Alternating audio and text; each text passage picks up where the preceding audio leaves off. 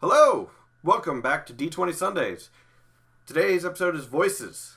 That's right, voices. Giving life to your characters through essentially your voice. Each person sounds different and unique, and it often takes time for you to essentially learn a person's voice to where you can just, hey, it's that person. I, for one, am bad at it. I'm bad at names and faces, so if I've ever met you, I'm sorry. I might have forgotten who you are, unless you left like a really good impression upon me. Anyways, yesterday was St. Patrick's Day, so I hope you're not hungover for this. So what are the voices that Ian, the part-time Dungeon Master, can do? Well, the first thing I always make sure is that my back is straight and, I can get plenty of air into my lungs. This is a basic voice, essentially, tip. The reason being is that I work at a conference center, so I have to sound professional and pretty clear all the time. So when I'm not doing it, I tend to mumble and all that fun jazz because I don't have to. I'm not being paid to do it. At work, I'm being paid to do it. So, what do I sound out like at work? Well, first off, we're told to smile. The reason we're told to smile is because people can hear your smile. Second thing is to keep the back straight. Make sure we get plenty of air to our lungs before we start our script. So we make sure we're calm as well, because if you're too excitable, it can cause you to trip up on your words. And essentially, your brain is going faster than your mouth, and your mouth can't keep up. So this is, say, a basic script that we have for work. I've got it memorized, so yay me.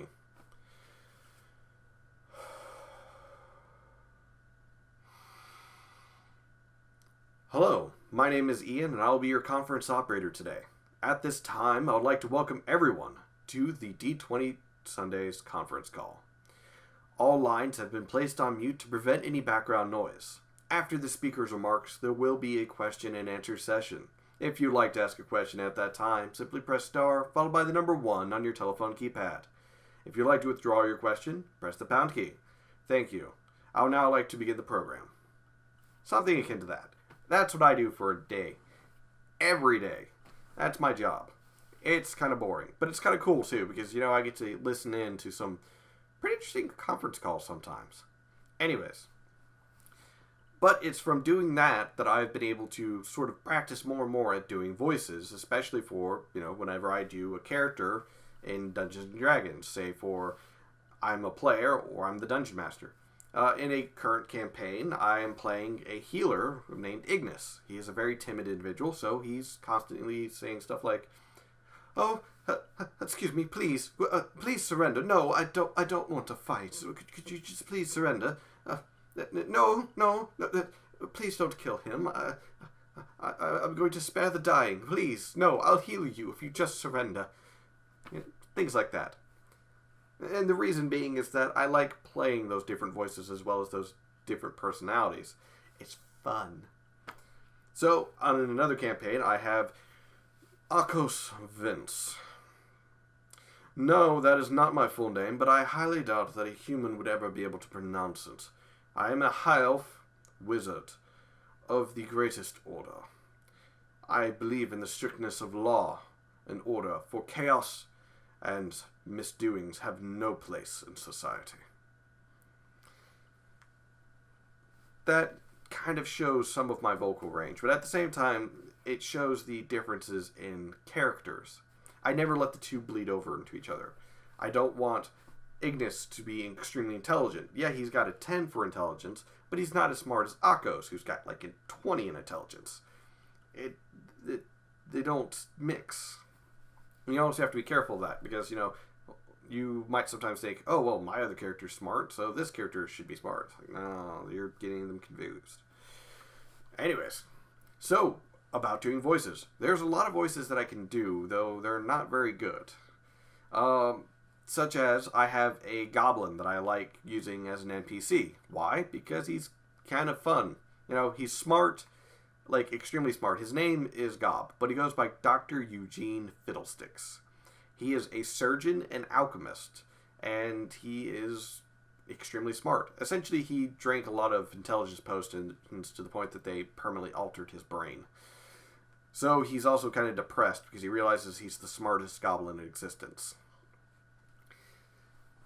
His name is Dr. Eugene Fiddlesticks. his voice is kind of low, kind of gravelly. I can do it for a long period of time. Gotta have to hold in some bit. Gotta clench my teeth a little bit. And the reason being is that Gob is kind of an angry person. But I can do that voice for an extended period of time before it starts hurting.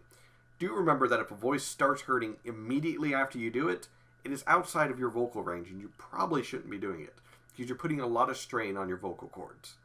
Now, people who do music and, singing or, voice acting for a job, they can tell you that there are tips to learning accents and, how to do a voice. But, once again, everyone has kind of a set limit, if you know what I mean. Like, you can learn to do certain voices so long as it's within your vocal range. But if it's outside of your vocal range, it could put a lot of strain on your vocal cords. And, there's the saying of no pain, no gain, but I don't know, I kind of don't feel like blowing out a vocal cord to find out if that's true.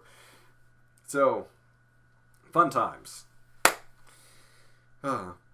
Other times you gotta slow down how you speak, and you gotta understand that you're a southern gentleman and you've got a smile on your face and you like to open your mouth a little bit more in order to enunciate and pronounce your words. You have to feel like a cultured and educated man, but at the same time realizing that you are speaking to lesser individuals from the north or of your pitiful kin. So you have to make sure that you speak slowly and you use your words clearly, and at times use little words. Now, son, you need not apologize to me for the fact that you cannot do this. It is a simple fact. Once again, if you can pull off that voice, go right ahead. I don't care. I use that voice to annoy a number of people, and it works, and I'm happy for that. But, as I said, I have a limited range of what voices I can do. Everyone does, unless they go through a lot of training, which I'm pretty sure you can find more voices. There was one voice that Matt Mercer did on the Critical Role. I'm sure you're most likely fans of it. I know I am. We talked as a Furbolg, or Forbolg, or however you say that word. Yeah. Well, hello there. It's a pleasure meeting ya. It's a really fine day out there today. It's not too bright, but it's not too wet either. That's alright, though. You have to add in a person's personality when you're making a voice. Now, I know for a fact I did not sound like Matt Mercer when doing that. Don't get me wrong. I know for a fact I cannot get to that level. Not unless I decide to quit my day job and, go through training. Which I don't feel like doing it because I kind of like my day job.